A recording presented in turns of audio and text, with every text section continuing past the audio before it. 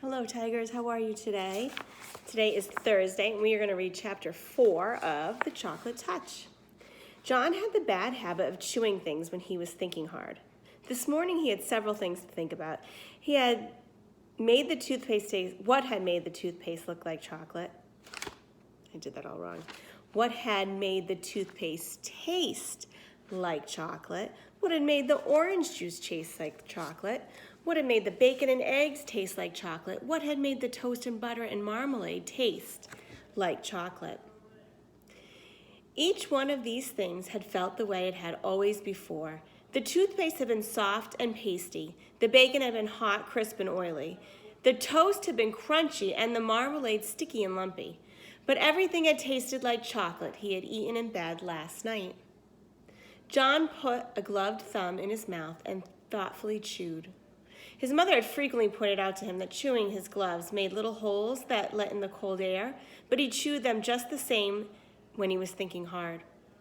This time he noticed something very strange about the thumb of his glove. Instead of tasting leathery, it tasted like chocolate. John put his thumb in his mouth. The part of the glove that had been in his mouth was not brown, instead of black like the rest. He bit the end of the leather thumb again. Oh no, what happened this time? Now it turned into chocolate. It came right off in his mouth, leaving his own thumb bare. John chewed it, and it was like chewing leather made of chocolate. Leather that melted like chocolate. Sophie gets FaceTimes all day long. In a second or two, he swallowed it. The gloves were not new. John had them quite a while. He couldn't understand why he had never thought of eating them before. He tried to tear off one of the fingers, but the leather was too strong for him. He put it in his mouth, and it immediately turned into chocolate. Then he was able to break it off easily. He popped it into his mouth and chewed it up and swallowed it. It was delicious. Walking along, devouring his glove, John did not notice one of his schoolfellows, Spider Wilson, until he heard his voice. "John's gone crazy! John's gone crazy!" Spider yelled. Then he turned on John. "Don't they feed you where you live?" he sneered. Spider was in the grade just above John's, and he was one of the meanest, slyest boys in the whole school. John gulped down a large piece of the second glove's palm and looked pleased. "What's the matter?" Spider demanded. "Do your people make you eat leather?" "This is special leather," John replied. He licked his lips and sighed contentedly. "It turns into chocolate as soon as you put it into your mouth. Look." John bit off the glove's little finger and took it into his mouth. "Now it's chocolate." He put it back into his mouth and gulped it down. "Give me a piece," Spider said.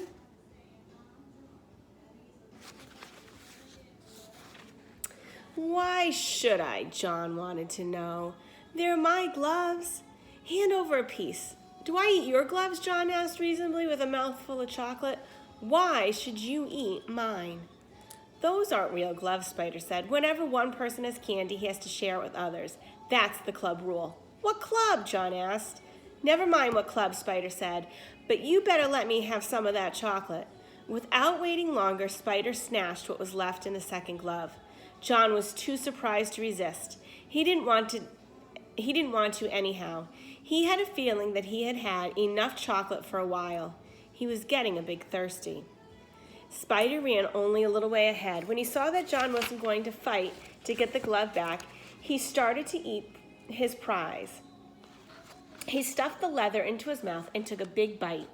Spider stopped short in his tracks. He frowned and a bit deep into the leather again. Disgusting. Tasted worse than leather. Tasted like leather with which a boy had made mud pies and snowballs and patted old dogs. John thought perhaps he might be getting late for school, so he started running. He left Spider Wilson spitting the soggy remains of the glove into the gutter. Still giggling to himself about the defeat of the enemy, John walked between the great stone pillars at the entrance of the school grounds. He had gone no more than halfway to the main building when he heard Susan Buttercup calling him. She was standing near the jungle gym with some friends of hers. "I've got something to show you, John," she shouted. As she came rushing to meet him, he could see that he was waving something in her hand that flashed as it caught the rays of the sun. It was a silver dollar. "It's a birthday present," she explained. showing him the dollar. Isn't it beautiful? The sight of which such wealth made John forget the triumphs of his own day. It's a good present, he said. Are you sure it's made of silver, though? I once got a whole bag of gold coins in a Christmas stocking, only they were chocolate coins covered with gold paper. Of course it's real, silly, Susan said. My daddy said so. You can feel it if you don't believe me. She handed him the coin. All right, Susan said. Bite it if you think it's real. Go on, bite it. I can see it's real now, he said. I don't have to bite it. But I want to, Susan insisted. You weren't sure. Well, make sure. That's what they always do on television. When a cowboy wants to make sure a dollar's real, he bites it. John put the dollar about halfway into his mouth. Don't ever do that. And reluctantly bit it. His teeth went right through the coin. The part that had passed between his lips was hard but sweet chocolate. Susan could hardly believe his eyes. She had given John a complete circle of silver. He sadly handed back a crescent. You know what a crescent is? Think of like the moon when it's halfway showing. It's in a crescent shape. John didn't know what to say. Susan couldn't speak. Tears trickled down her cheeks like rain down a window pane. She looked at a piece of dollar in her hand. She looked up at John, whose face was red with embarrassment. John Midas, Susan blurted at last. I hate you. She turned and ran away before he could think of anything at all to say. That's the end of chapter 5. So, Sophie and I are going to go make chocolate cupcakes now. Just because now I'm in the mood to make chocolate cupcakes. Chocolate frosting or vanilla, what do you think we should put? I'll let you know tomorrow, okay? Hope everyone's doing well. Take care.